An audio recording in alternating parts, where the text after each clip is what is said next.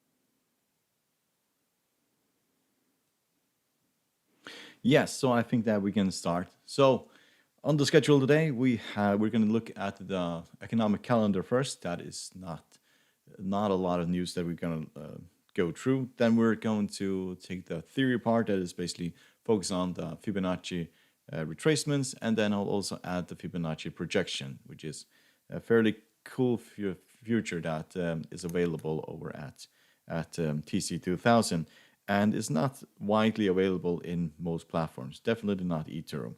Then we're going to look at the scan of the market analysis, and then we're going to end with a Q&A. So if you have any stocks or anything that you want me to look at, then just write to me in the Q&A or and so on. So we'll start by looking at the economic calendar. I always use investing.com. This basically platform has everything.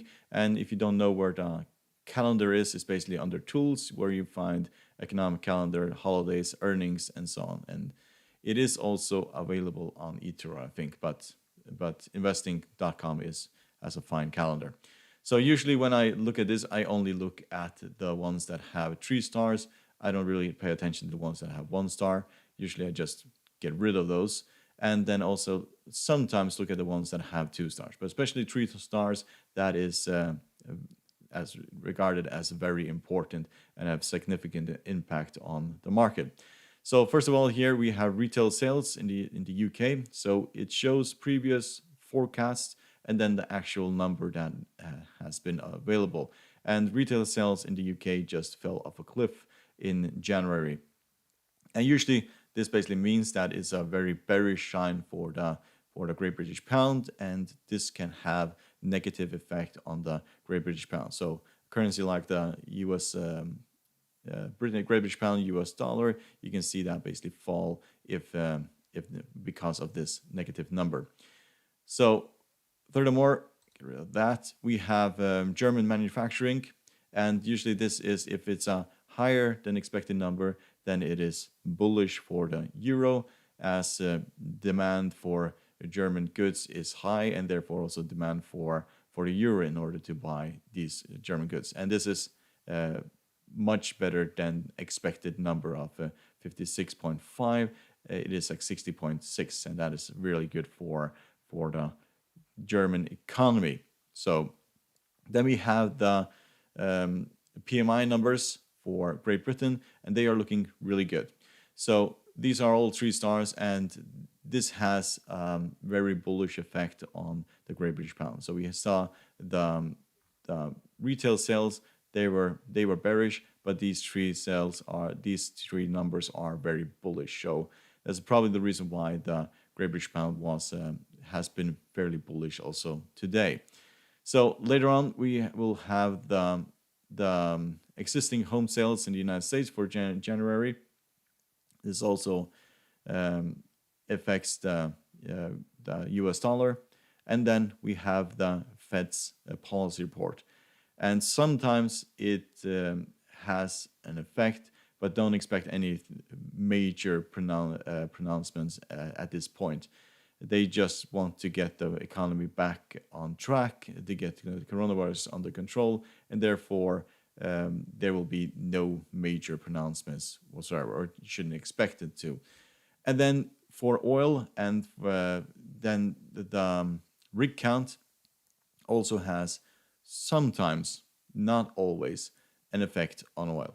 I find most of these the data for rigs count and so on, they are not particularly reliable, and sometimes they don't show up on time. So people are waiting for them, but they don't show up. So that is basically the major news. So you could expect the Great British Pound to be bullish against the euro and other currencies. And depending on basically what happens in the United States, usually Friday is a bullish day. That is just how it rolls for the US dollar, for US economy. So we'll go over to TC2000, and if you don't have this there is a free version. You don't have to pay for having this program, and the free version is fantastic as well. Just in order to train, it is fantastic. So this is my setup when I do my stock trading, when I do my indice trading, and also when I do my currency trading. So there is not commodities on TC2000. If there was, I would basically just be using this platform. I would not be using, for example, eToro, which I use to buy cryptocurrencies and also to trade commodities, for example, in precious metals. Silver and gold are on this platform, but usually I just keep those trades over at eToro when I trade them. So here we have the Bollinger Band. I'll just go faster through what I basically have on my platform. Here we have the Bollinger Band. So the upper part of the Bollinger Band, we have the middle, which is a 20 moving average, and the lower part. And it basically measures volatility. The distance between these Bollinger Bands grows when there's a lot of volatility, and it also measures resistance and support levels. So the top of the Bollinger Band is resistant. The middle here, if it goes back towards the middle, it can act as support. And then we have the bottom, which also is support. And if you are at the bottom and it rallies towards the middle, it can act as resistance. So it is a very, very good indicator in order to determine where you find resistance levels and support levels. Then we have momentum indicators. The MACD is right here. If you go back and look at other videos we have done on Fridays and Mondays, then you'll basically see the analysis for the Bollinger Band, for the MACD, RSI, CCI, and also stochastic. So MACD is a momentum indicator. The RSI is also a momentum indicator and also shows when you're overbought and oversold. CCI is a momentum indicator, and so is the stochastic, also a momentum indicator. Then we have the middle here, which is basically price action with the candlesticks and also the moving averages. And this is basically what I use. Also, when I am on other platforms, I technically don't use any other indicators than these. I used to just have RSI, MACD, and stochastic and Bollinger Band, and not the CCI. But I think the CCI is really, really, really good when it comes to basically together with the stochastic and the MACD. But then I also use what we call the Fibonacci retracement and also the Fibonacci projections.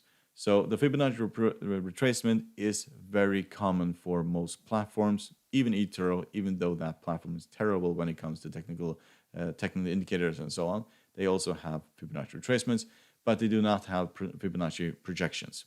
So you also have something that's called Fibonacci time zones, which I basically never use.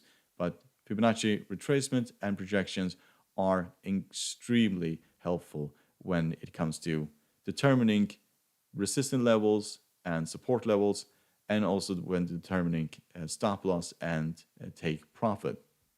So I will basically go onto a 1 hour chart in order to do those things because it is much easier to see those things here. So I'll leave the moving averages because they also show resistance and support, and also where we're technically trending. So I will take example of the trades that we have done. For example, yesterday I made a trade in the Nasdaq, and then I made a trade in AKM, and then also NEO yesterday. So those are the four instruments that we're going to look at. So one index and then two stocks. So first of all, we have the Nasdaq here, and it is trending is basically trending upwards in a channel, and it has been doing that ever since the beginning of November. Basically, the election pushed us out of this consolidation area here and into this channel, and ever since we have basically been in this channel. We have been bouncing off the 20 exponential moving average, and we have been bouncing off the 40 exponential moving average. We have never been all the way down to the 50 moving average since basically November. So this is the last time we were basically at the 50 moving average, and ever since we have just been bouncing off the 20 and the 40. So also yesterday we bounced off the 20 exponential. This is not the future, so you don't see the price action today. We're actually higher today. So this is basically where we stopped yesterday. So it went all the way down to the 20 exponential, and then it rallied. So the question is, how do we know that this was basically resistant? How could we see that? So one way to determine whether or not where resistance levels are or support levels are is to use what we call Fibonacci retracements. So this is basically based on the Fibonacci sequence. And what you do is basically, if you test for support, you take the lowest level, which could be right here, to the highest level, which is right there. So you drag this, and then you get what we call retracements levels. So over here, you see the first one, which is 23.6, and they are a little bit different depending on what platform you're using. So usually the 23.6 does not show up in, for example, the eToro Fibonacci retracement. They have 38.2, they have 50, and then they have 61.8, and then they have 100, and this 161.8 does not show up either in the eToro, which I sometimes use in my technical analysis. So if you look at this, we take the bottom to the top, and we can see that if we scroll all the way in here, we can see that we have a line that goes through here, and that is the 38.2. So this is a very good indication that this will most likely be major support. First of all, we have the 20 exponential moving average going this way, which has in the past been very, very supportive. And we have the Fibonacci 38.2 Fibonacci retracement. So that's also the reason why we bounced off from here, is because we found major support. If we were to drop below this, then we could have gone towards the 50. So 13,365 would be another area where you could start buying. So you could start buying here, you could start buying here, and you could also start buying right here. So this would almost be a guarantee that this will bounce from this level. So 61.8 is usually an area where it bounces. And you also have the 40 exponential moving average moving this way. And if you look back in the past, you can see just about the 40 we rallied, and we can go, yes, that's the only where we've been basically pulled back and then rallied. So that is how you basically use the Fibonacci retracement. You can use it to basically to the upside and determine support, and you can also determine resistance levels when you go in the opposite direction. So we can also take an example of that. So we can move this and go over to this price action here. So if you take from the top here to the bottom, we can basically see the 23, the 38, the 50, and the 60. And if we scroll, need to go to the side over here, we can see the reason why we found resistance right here is because this is the 50. So you take the top to the bottom, and then we have we found support right here. We rallied up towards the 50, and then we fell again, and then we rallied again to the top here. So if you break the 61.8, then you usually go significantly higher. You usually go towards 100. That is usually the case. In this case, you would get a double top and then you would go down. But this is a very clear indication that when we dropped, found support, rallied, if you made the Fibonacci retracement levels here, then you would see that this was an area where we most likely should take our profit, because this is where it could turn around. So it is a very, very, very powerful tool for determining resistance levels and determining support levels. So if you, for example, look at where we are at the moment, so it is trading a little bit higher if you have the futures, but we can look at the Fibonacci projections, and the projections are a little bit different. In the Fibonacci retracements, you have, for example, A to B. In the projections, you have A, B, and C. So it basically projects where it's going, the price is going to go in the future, depending on price action in the past. So here we have A, then you drag it to B, and then you drag this one, you drag it to C. So also here you get 23.6, 38.2, 50, and 61.8. And if we get this a little bit lower, you can see that we could rally up towards this area right here. So this is where we should find some resistance, and that's at 13,723. So at the moment, I think we are at the 13,600 or something.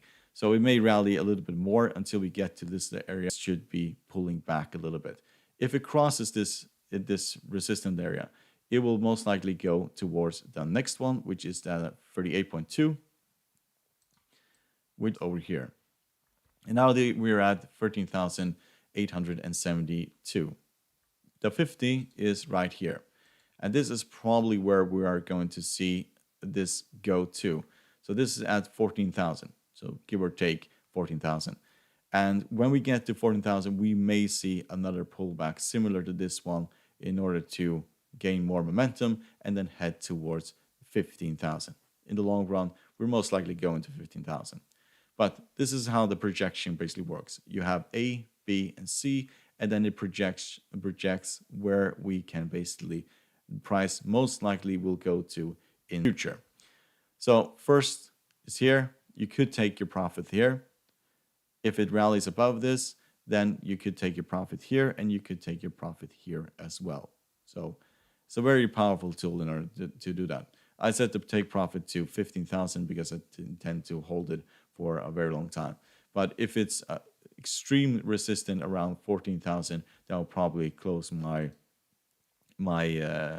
position and then re-enter it when we have the pullback at 14,000. So that is how you basically use the Fibonacci retracement and also Fibonacci. Look at, for example, ACAM and use both of those tools in order to determine how we basically found resistance levels and support levels here. So of course you also use the technical indicators in order to determine where sorry, what happened here? So yes, so we entered the market around this area here when we all were at the bottom. It rallied, gained a little bit of profit, and then it fell yesterday again. Pre-market, it is up. It is still trending underneath the 300 moving average, which is the blue line here, and also 250 moving average. So we may cross this and go higher. But if you look at, for example, the Fibonacci retracement, we can go way back in order to find why is it that we found support down in this area. So this is a very low part, and this is a very high part. So we can take the Fibonacci retracement around here from A to B, and you can see right around this area here is where we found 50. So that is why it stopped falling here. If it goes further, then we could go all the way down to the 60, and that's at 94.27, and that will almost be a guarantee that we will rally at that point. So this is support level, and we can find it because of the Fibonacci retracement. So that's the reason why I entered the market here, also due to the oversold conditions and overstretched condition in the Bollinger Band, but the Fibonacci retracements also help determine that. So we have found support, then we basically can check where could this go to. So where could we expect this market to rally to? So we can take the short one, which is basically here, A, B, and C, and then we can also take the long one from here to there and there. We'll take the short one first, which is here, A, and then all the way down here. So we can see that the first Fibonacci projection is here at 104. Then we have the second one, which is here, which is at 108. And so if I remember right, I put my my take profit right here at 110. Top of the Bollinger Band. This is also where that's why I also expected it not to go further than this. It will run into major resistance when it gets to this area. But if this breaks, then we could go to the 61.8, which is at 114. So really good tools in order to determine where you find support and also where you could basically take your profit. In order to determine, for example, stop losses, it depends on the risk that you want to take. If you, for example, if you're buying something that is a value of $100 a share, and your focus is on 120, for example, then you could have your stop loss at roughly at one half of that increase, so down to $90. So your ratio there is 2 to 1. So depending on what risk you want to take and so on. So at the point we are targeting this, and I chose to have a very tight stop loss right underneath here, 90. But because this could fall significantly further down towards 94, all the way down to this level here, no, not to that level, this level here, I chose not to put the stop loss that far away. So if it were to fall from here, the trade would end, and we could basically fall all the way down to 94, and then we could re-enter this market, this trade again, and it would be probably even more secure to enter the trade here and target these previous highs again. So how you can predict or to set your stop loss and take profit in a trade. So we can look at the last one we have here. It is basically NEO. So this has been on a very, very wild ride, to be fairly honest. So we started here back in June when it was worth a few dollars, $2 or something like that, and now it's worth $54. If you look at the long-term Fibonacci retracement, gives a very good indication why with major support right here. So you take to the very bottom to the very top, and you can see where we found major support. It was basically right there, exactly there at 23.6. So probably, for example, with an eToro Fibonacci retracement, it would not show up, because it doesn't have 23.6. So, but this also shows where this stock could go to in the future. So this is one of my long-term investment, but it is also a stock that could drop quite significantly. Many of the forecasts show that this could drop to the 3. And the reason for that is because of the Fibonacci retracement right here. Probably one of them. And also because this is where we had quite a lot of support. So this is also where we find the 100 moving average. So if we fell further from here, we could fall all the way down to 33.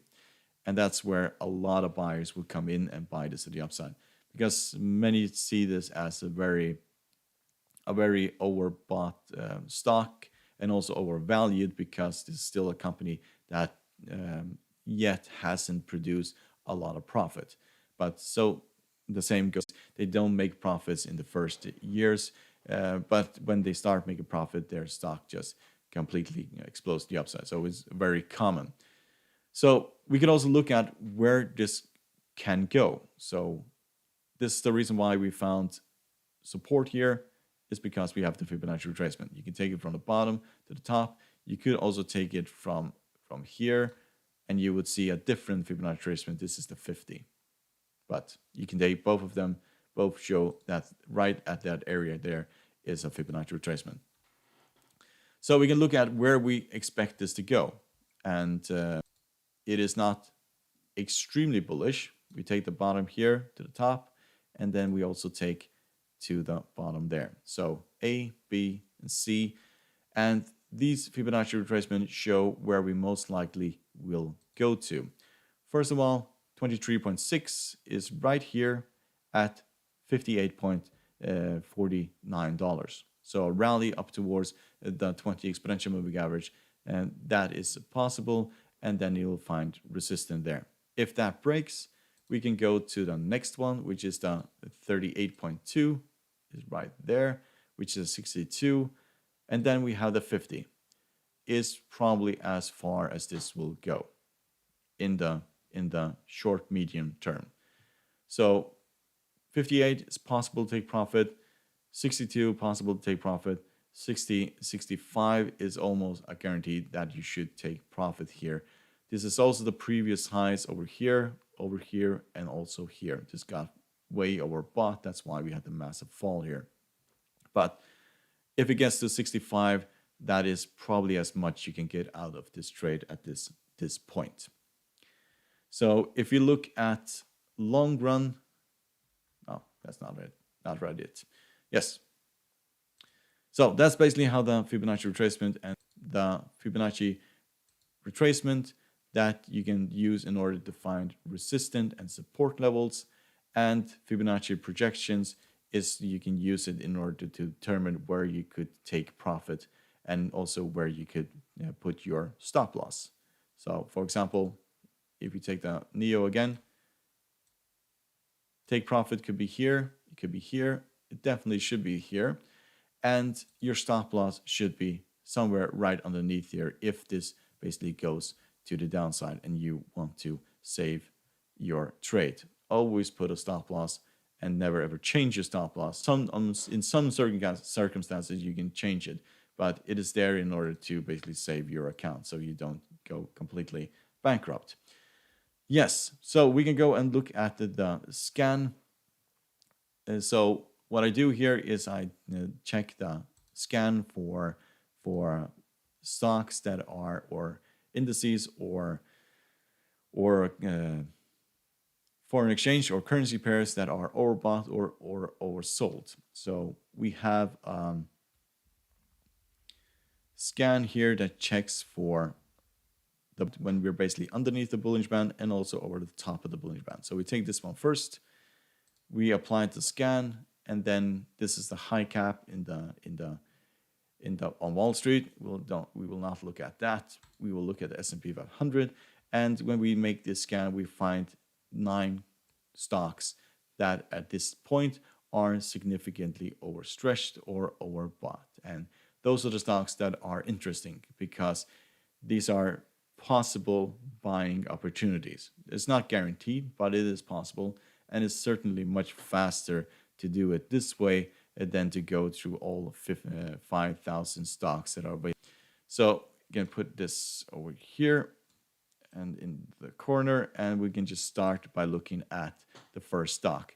So first of all, what we check here is basically that when price action is outside of the bottom of the Bollinger Band. So this is a clear indication that it's a stock that is overstretched, and most often when it's overstretched, it's also overbought. So you go outside of the Bollinger Band, and then you also have an RSI number that is very low. So this is at 30, and that is on the edge of being oversold. Sorry. So, but moving averages, and we can also look at, for example, Fibonacci retracements and so on. We are just above the 300 moving average, and in a stock like this one, it is almost a guarantee that it will drop down to 300 moving average before it goes higher. So this would not be a very good buy at all. We can look at, for example, support levels. We can take down here and to the top, and then we'll see where we'll find these retracements. So, for example, the 61 is right here. We have broken the 50. So it is fairly likely that will drop even further towards $120 before this turns around. So not a good stock to focus on at this point. If you want to buy it, probably on Monday or on Tuesday when it basically turns around, then it is possible to go and look at the stock. So next one is right here. This looks more promising. And the reason why that is because we're outside of Bollinger Band and we have an RSI of 21.99. So very low RSI, and we are just above the 300 moving average here. So if you look at Fibonacci retracement, if you find support levels here, we take the bottom to the top here, and we can see that we have the fight here. So it may well drop towards the 300 moving average. We also have the Fibonacci retracement right there, and that means that there should be significant support. So if we say that we were to enter this trade, then you should put a stop loss right underneath here, because if it goes further, then this stop loss will basically catch it, because it can also drop significantly lower. That is also possible. That's why you have the stop loss. So projections, where could this basically go? If we say that this is basically as far as to the top, and then we can take to this level there. So we can see that the first Fibonacci retracement, the trace projection is 23.6. That is here. That is at around $67. Then we have the 38, which is the previous highs here. That's at roughly $72. And after that, we go above to $75. So at the point, I would basically, if I enter this trade, I would trade it here at $72. So that's a trade of roughly, give or take, 20% to the upside. This is a stock that looks promising. It has almost guaranteed found support, and the projection is that it may go to the previous highs up here because it is overstretched, it is overbought, and it has found support. And if you look at, for example, the 4-hour chart for the stochastic, it can show you that it's becoming flat here. If you look at the 1-hour chart, it is still flat. So I would look at the 1-hour chart stochastic in order to see when momentum moves to the upside. So we can look at another one. So this is VNO, and this is also a fairly probably good candidate for a stock that you should look at. Reason for that, we're outside of the Bollinger Band here. We're at 25 in the RSI. Technical indicators otherwise are very bearish at this point, so it probably could stay here similar to this for a while before it goes to the upside. But if you look at the Fibonacci retracement, we can see that we take the bottom here to the top right there, or the top over here. That's probably even better. Yes. So we can see that the 50 is right here. So this could fall even further, around to the 50 at $5, or towards the 61.8, which is at $34. So yes, it has almost found support. If we say that this level here at 35.69 is as far as it will go, then we can project where we could go to the upside. So we take the bottom here to the top, and then we go towards 35, give or take, around that area. So around there. So the first projection is $38. Next one here is at $40, and then we have for as far as it will go. So that is also the previous highs over here, and that basically means that we'll go down here and then head back towards these previous highs. 300 moving average is just above, so that will also offer a lot of resistance. So this is a far riskier trade than the previous stock that we looked at. So let's look at, no, this is not good. Reason why it's not good is because the RSI is at 43, so there's a lot of room to the downside. So this is much better. This is DA, so this could be a very good candidate for a stock in order to buy. And the reason why I say that is because we're outside here at the Bollinger Band.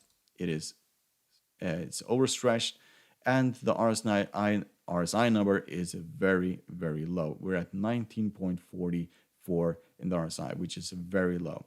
It has stopped right above the 150 moving average, which is also good. And then we can look at, for example, the retracement. We take the lows here to the highs, and then basically see that the 61.8. That's why we found support here, is because we are right at 61.8 Fibonacci retracement. So that looks much, much better in order to buy this to the upside. So first of all, I would put a stop loss right underneath here, around 97. And then we can basically look at what is basically the projection. Where could this go to the upside before it finds resistance? So we take the bottom and then to this low here, and we can basically see that the first Fibonacci retracement is right here. So this is a trade of roughly 10%, 11% to the upside. The next Fibonacci retracement is there, is at 16% to the upside, and then the 50 is here, which is 21% to the upside. So this looks like a stock that is very promising. However, you need to look at also the other indicators in order to determine when momentum changes to the upside. You can look at the MACD, you can look at the RSI, and take, for example, in the 4-hour chart, it is still underneath the red line, it's still bearish. And you can look at the 2-hour, it's still underneath the red line, it's still bearish. And you can look at the 2-hour, still bearish, and also the 1-hour, and it's still bearish.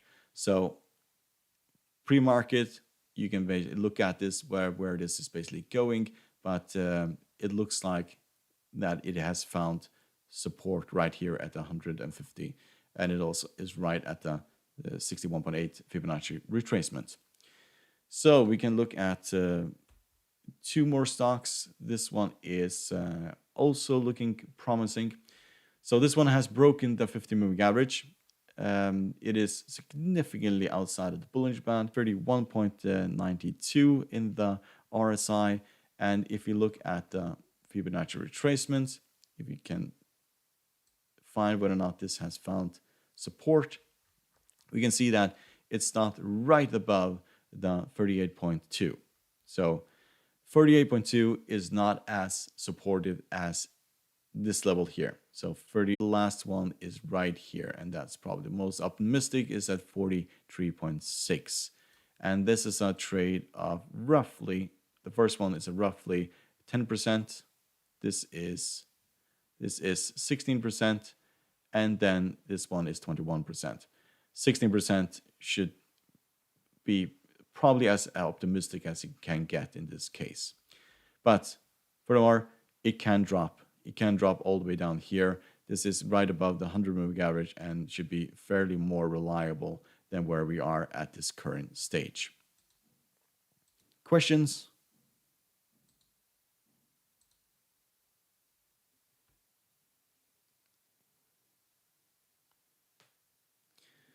So it's around 45 minutes until the market in the United States opens. So we can have if there is any stock that you want me to look at, you're welcome to, or anything else you want me to look at, you just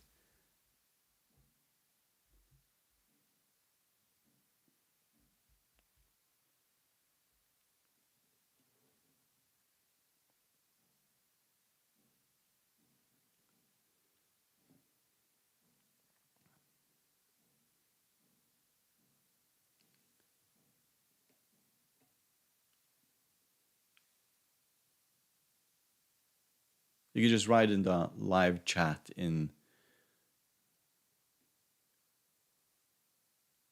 YouTube, I think, and or just a chat in Patreon, because it's only the people that with the third tier that will see that.